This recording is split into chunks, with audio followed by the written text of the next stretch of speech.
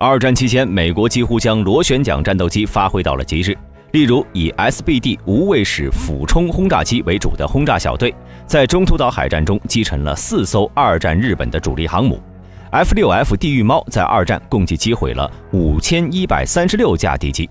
占美国海军战斗胜利总数的56%。今天呢，就给各位老铁聊一聊7款美国二战期间最著名的舰载机。Top 7，出道就是巅峰的 F-2A 水牛。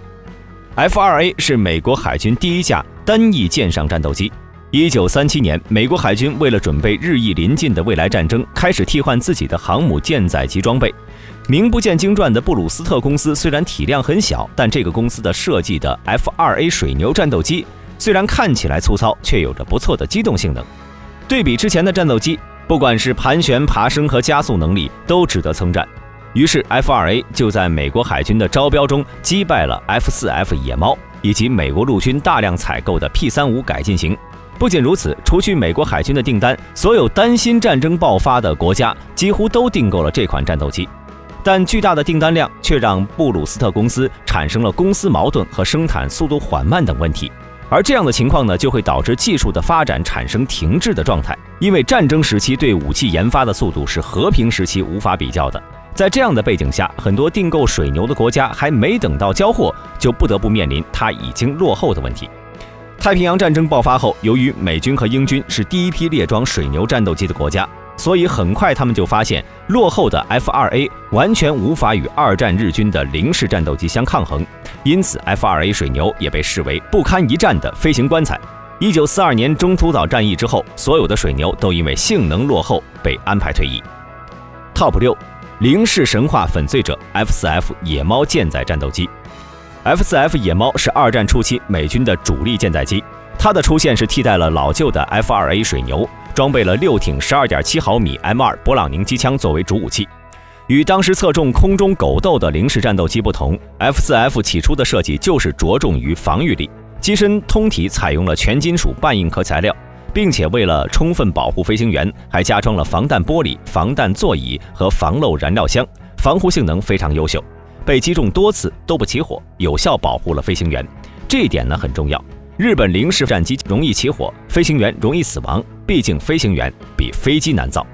虽然这样的机身设计导致重量对比零式战机较重，但是野猫呢可以利用这一点让俯冲时的速度更快，所以美军在对战零式时往往利用高度优势进行俯冲击杀敌方战机。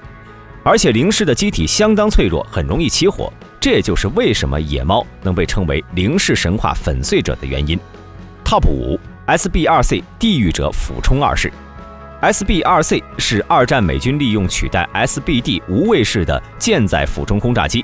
SBD 曾经在中途岛海战中大放异彩，这也让美军对它的后继者 SB-2C 期望值很大。不过一般期望越大，失望也就越大。还在研制阶段的 SB-2C 就暴露了很多问题，例如原型机结构强度不够、操纵特性差、方向稳定性不足和失速速度太高等一系列问题。出现众多缺陷的原因，主要是当时的美军要求 SB-2C 要同时满足海军航空兵、海军陆战队和陆军航空队的多种要求，也就是美军一开始就是奔着多用途的目标去的。结果呢，也很明显，就是贪多嚼不烂。不过呢，由于1941年12月7号发生了珍珠港事件，所以美军并没有因为它的问题而终止生产合同。毕竟大战爆发之后需要的是生产，而不是重新研制。最后 SB-2C 反倒成为了美国生产数量最多的俯冲轰炸机，总产量达到了7140架，这也是将它排在第5的原因。Top 4， TBF-TBM 复仇者式轰炸机。TBF 是美国格鲁曼公司为美军开发的舰载鱼雷轰炸机， TBM 是通用汽车公司代工的版本。上世纪30年代中期到40年代初，道格拉斯的 TBD 蹂躏者一直是美国海军舰载鱼雷轰炸机的主力。不过在中途岛战役中遭受惨重损失后， TBD 很快就被美军安排从一线部队中退役了， TBD 的位置也被格鲁曼的 TBF 复仇者所取代。两者相对比的话， TBF 在航程、稳定和载弹量上呢有着大幅提升。在整个二战期间，从护航航母上起飞的 TBF 复仇者与 F-4F 野猫以及驱逐舰共同组成了大西洋的主要反潜力量。复仇者共计击沉了30艘潜艇，其中包括日本唯一的一艘货运航母爱52。Top 3，正面碾压零式的 F6F 地狱猫。F6F 是二战中期美国海军的主力舰载机，由于在外观上与 F4F 野猫高度相似，也经常被戏称为野猫的大哥。二战初期，美军将 F4F 野猫战机作为对付二战日本零式战机的主要舰载机，但是很快他们就发现野猫空战中依然是比较乏力。由于野猫的飞行速度是及不上零式，所以在空中缠斗中很容易就陷入敌方的陷阱。为此，美军在新一代的战机研发中，就针对零式战机防御脆弱的缺点，突然冒出了一个打造一款空中堡垒战机的念头。所以 F6F 的机体只能用厚实来形容。那么究竟有多厚实呢？打个比方，在空战狗斗中 ，F6F 可以承受4到5发弹药，而零式只能承受1发。并且 F6F 在如此厚重的机身下呢，依然可以实现每小时611公里的时速飞行。可以说 F6F 面对刺客一般的零式战机，地狱猫呢就是一位身着重甲的骑兵。据战后数据统计，在二战期间 F6F 空战损失270架，共计击毁5163架敌机，真不愧是野猫的 Big Brother。 Top 2，二战性能最强的 F8F 熊猫战斗机。F8F 是美国二战末期推出的最后一款螺旋桨战斗机，它的研制呢可以追溯到1943年，当时 F6F 地狱猫已经研制成功了，但是由于地狱猫整体尺寸比较大，不太适合小型航母，所以格鲁曼公司提出要研制一款比地狱猫更轻、性能更好的舰载机。而美国海军得知这一方案之后，对于这款小巧的战斗机很是感兴趣，于是就有了第一架原型机 XF8F1。与地狱猫相比呢，这款原型机不但体型更小，机动性和低空性能也更优秀。整体重量对比地狱猫是减少了20%，空重只有3吨多，最大起飞重量也才6吨左右，最大飞行速度是达到了每小时678公里。而第二架原型机 F8F2 更是高达每小时719公里，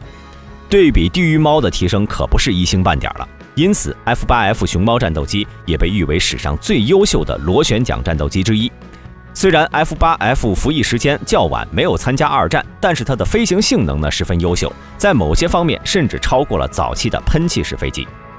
Top 1，二战中的航母杀手 SBD 无畏式俯冲轰炸机。SBD 是道格拉斯公司开发的舰载机，它和 F4F 野猫战斗机、TBD 鱼雷轰炸机一起被称为美军的海上三剑客。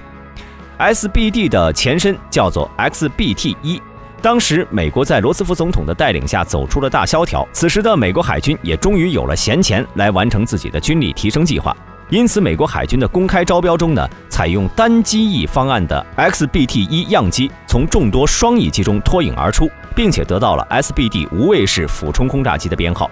至此，无畏式轰炸机开始了它的服役生涯。服役期间共计制造5936架。二战期间的中途岛海战中，以无畏式为主力的俯冲轰炸机小队击沉了二战日军引以为傲的4艘主力航母，分别为赤城、加贺、苍龙以及飞龙，也彻底改写了太平洋战场的形势，因此也被称为中途岛明星。好了，今天视频就到这里，各位老铁还想看哪些盘点呢？欢迎留言讨论，你想看的也是我想要了解的。各位老铁，我们下期视频再见。